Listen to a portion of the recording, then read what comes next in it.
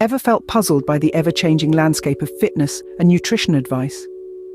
You're not alone. Today, we're going to debunk some of the most popular fitness-related myths that may be preventing you from reaching your goals. So, sit back, relax, and let's tackle these misconceptions one by one. Starting off with myth number 6, a low-carb diet is the only way to lose weight.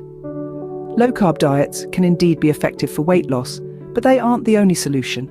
While they can lead to rapid results due to water weight loss, they can also diminish energy levels. So keep in mind that there are other dietary paths to weight loss, like low-fat or protein-rich diets. Moving on to myth number 5. You shouldn't eat past 6 p.m. This myth is all too common, but recent research indicates that it's not about when you eat, but rather how many calories you consume in total. The key to weight loss is simply burning more calories than you consume.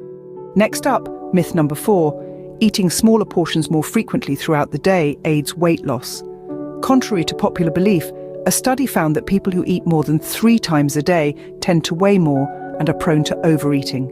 Then we have myth number 3. The more time you spend at the gym, the better the results. It's not about how long you're in the gym, but rather the quality of your workout. A focused, effective workout can be done in as little as 15 minutes. Next, myth number 2, the anabolic window. This is the belief that there's a 30-minute window post-workout where nutrition can enhance results.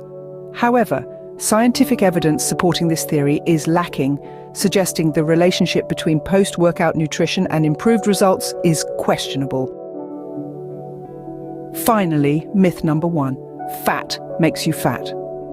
While it's true that fat has more than double the calories per gram than protein, it doesn't mean you should eliminate all fats from your diet.